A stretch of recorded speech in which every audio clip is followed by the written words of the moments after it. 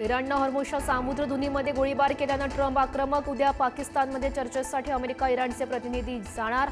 इराणनं करार न स्वीकारल्यास अमेरिका आक्रमक भूमिका घेण्याच्या तयारीत.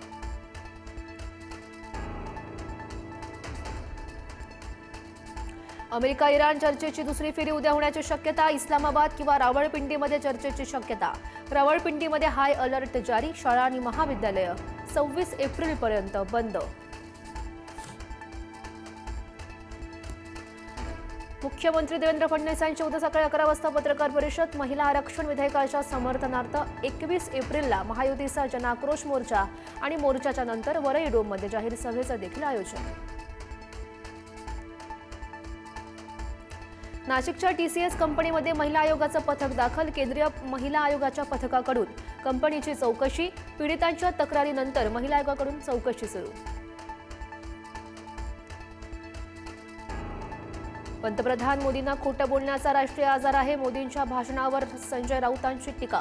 तर मोदी राष्ट्रीय आजारी नाहीत, राष्ट्राचे आधारस्तंभ असल्याचं भाजपाच्या नवनाथ बन यांचं प्रत्युत्तर. राज्यातील पोटनिवडणुकांसाठी मुख्यमंत्री प्रचाराच्या मैदानात. बारामती राहुरीतील पोटनिवडणुकीसाठी फडणवीस 2 दिवस प्रचार करणार.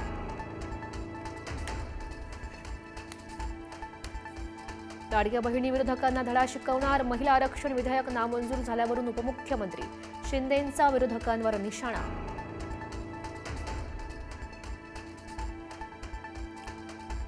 नवनीत राणा जातीय विष पसरवणारी विषवल्ली. परतवाडा प्रकरणावरून काँग्रेस आमदार विजय वडेट्टीवार यांची बोचली टीका. तर काँग्रेसने हिरवे विषारी साप जोपासलेले आहेत. नवनीत राणांचाही पलटवार. स्वीकृत नगरसेवक निवडीवरून अजित पवारांची राष्ट्रवादीमध्ये नाराजी नाट्य. 35 पदाधिकाऱ्यांचे राजीनामे. पक्षाशी संबंधित नसणाऱ्या व्यक्तीची स्वीकृत नगरसेवकपदी निवड केल्याचा आरोप.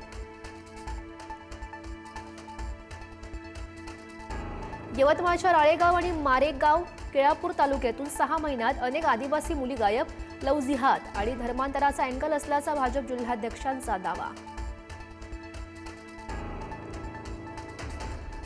TCS प्रकरणी राष्ट्रीय महिला आयोगाकडून चौकशी सुरू. कालपासून पीडितांचे जबाब नोंदवण्यास सुरुवात. कंपनीतील कागदपत्रांची तपासणी. गुन्ह्याचे बारकावे समजून घेण्यावर भर. कैसा हराया फेम सहर शेखची उद्या पत्रकार परिषद. 7 वैधता प्रमाणपत्रामुळे सहर शेखच्या अडचणीमध्ये वाढ. भोंदू खरातला 5व्या गुन्ह्यात पुन्हा पोलीस कोठडी. खराचा पोलीस कोठडीमधला मुक्काम 23 एप्रिलपर्यंत वाढला. खराची 5 दिवसांसाठी पोलीस कोठडीमध्ये रवानगी.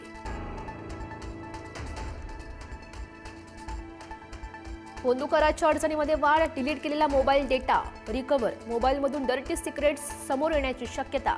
चॅट्स, फोटो, व्हिडिओ आणि नंबर पुन्हा मिळाल्याची माहिती.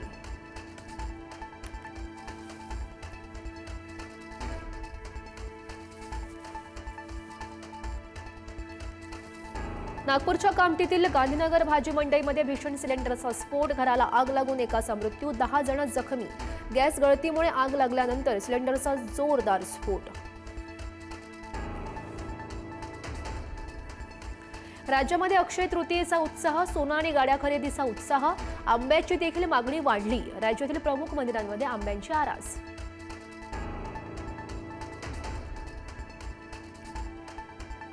राज्यातील विविध भागात आज अवकाळी पावसाची हजेरी. कडक उन्हाने त्रासलेल्या नागरिकांना दिलासा. सांगलीतील मुसळधार पावसासह गारपीट.